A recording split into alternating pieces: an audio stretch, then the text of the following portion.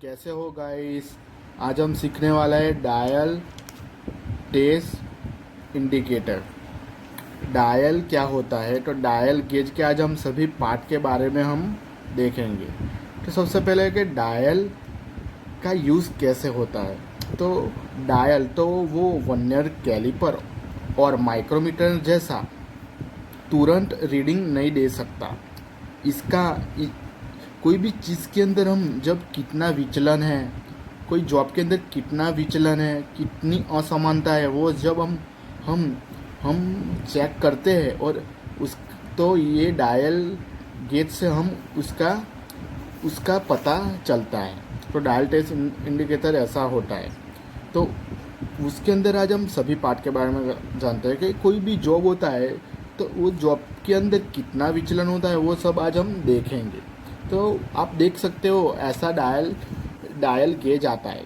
तो dial gauge के अंदर आज हम पूरा सभी भाग के बारे में हम देखेंगे। तो सबसे पहले तो बात करेंगे, तो सबसे पहले तो हम देखेंगे तो ये जो पहला भाग होता है तो उसको बोलते हैं पॉइंटर, उसको हम बोलते हैं। और ये दूसरा जो भाग है उसको बोलते हैं रोटेटेबल बेजल, उसको हम बोलते हैं।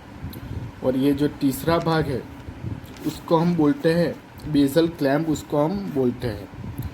और जो ये चौथा भाग है, हम देख सकते हैं ये चौथा भाग है, तो उसको हम बोलते हैं बैक लेग, उसको बोलते हैं। और ये जो पांचवा भाग है उसको बोलते हैं डायल कवर, उसको हम बोलते हैं, ये इसका कवर है।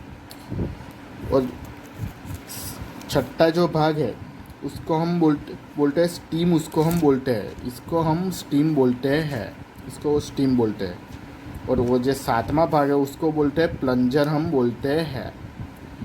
और आठवां जो भाग है उसको बोलते हैं हम एनविल, इसको बोलते हैं हम एनविल। और ये जो है, ये जो भाग वो उसको बोलते हैं रिवोल्यूशन, और इसको हम बोलते हैं। तो ये सब उसका भाग है। तो हम सभी भाग के बारे में आप देखेंगे कि ये सब क्या होता है। तो सबसे पहले तो हम ये देखते हैं कि ये जो पहला भाग है, ये जो पहला भाग है उसको बोलते हैं पॉइंटर। तो पॉइंटर का क्या काम होता है कि कोई चीज़ जब हम रीडिंग लेते हैं, कोई चीज़ का हम विचलन चेक करते हैं, तो सबसे पहले यहाँ से ये जो कापा है वो जहाँ पे आएगा वो हमको पता चलेगा कि उसका कितना माइक्रोन के अंदर विचलन है। तो सबसे पहले तो ये हम देख लेते हैं ये क्या है। तो ये शून्य है, और शून्य के बाद ये जो है तो ये माइक्रोन में हम चेक कर सकते हैं। तो ये अलग अलग प्रकार के होते हैं। यहाँ पे लिखा होता है कि 0.1 होता है, और 0.01 भी होता है, 0.001 भी होता है। सभी प्रकार के ये डायल गेज हमको यूज़ करने के लिए होता है। तो सबसे पहले तो ये माइक्रोन में होता है। तो ये जो 10वां भाग है उसको बोलते हैं 100 माइक्रोन, हम बोलते हैं 100 माइक्रोन, हम बोलते हैं 100 माइक्रोन, हम बोलते हैं। और 10वां जो भाग है उसको बोलते हैं 100 माइक्रोन।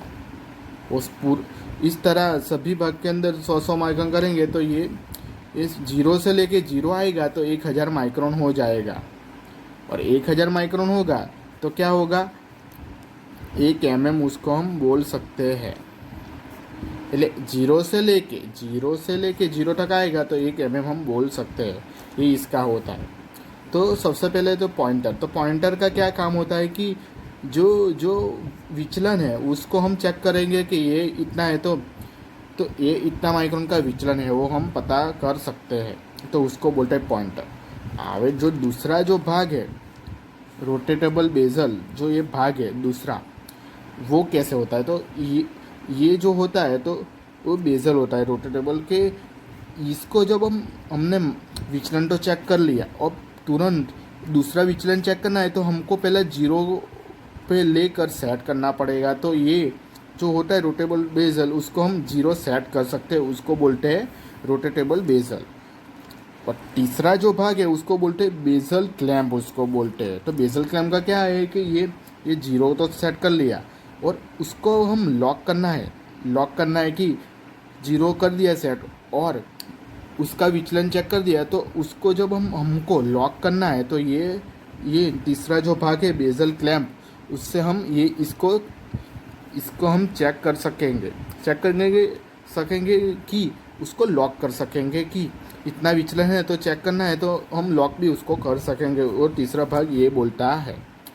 तो अब चौथा जो भाग है उसको बोलते हैं, ये है चौथा जो भाग बैक लेग। तो बैक लेग का मतलब क्या है कि उसका जो स्टैंड आता है, हमको स्टैंड के अंदर ये डायल गेज को हम सेट करेंगे, उसको लगाएंगे, तो इसके मदद से हम लगा सकते हैं। तो ये बैक लेग ये बोलता है।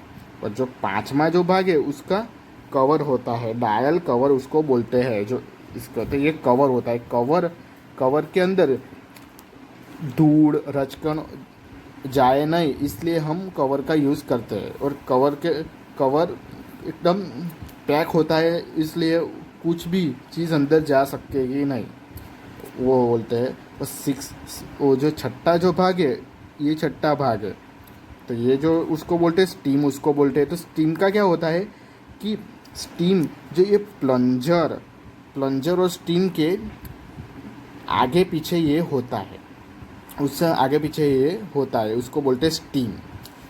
छठा जो भाग है। और जो सातवां जो भाग है उसको बोलते हैं प्लंजर, ये प्लंजर होता है।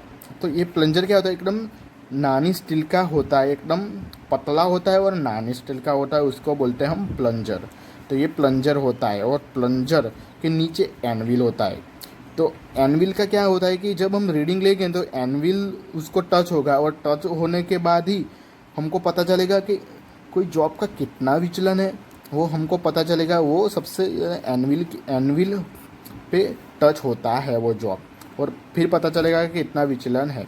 और जो नौवां जो भाग है ये आप देख सकते हो, तो ये भी एक है कि ये ऐसा कैसा है, ये कैसा है, ऐसा ही है। तो ये दिखाता है कि कितना हुआ है, कि एक जीरो से लेके जीरो हो गया है, तो हमको पता नहीं है। तो यहाँ पे हम देख सकेंगे कि एक पे आ जाएगा तो 1 हो गया है, दूसरी बार जीरो से लेकर जीरो आएगा तो 2 हो गया है। ये बताता है रेवोल्यूशन कंट्रोलर। तो ये सब इसका इतना भाग होता है। और मेरा वीडियो अच्छा लगा है और लाइक और सब्सक्राइब करना।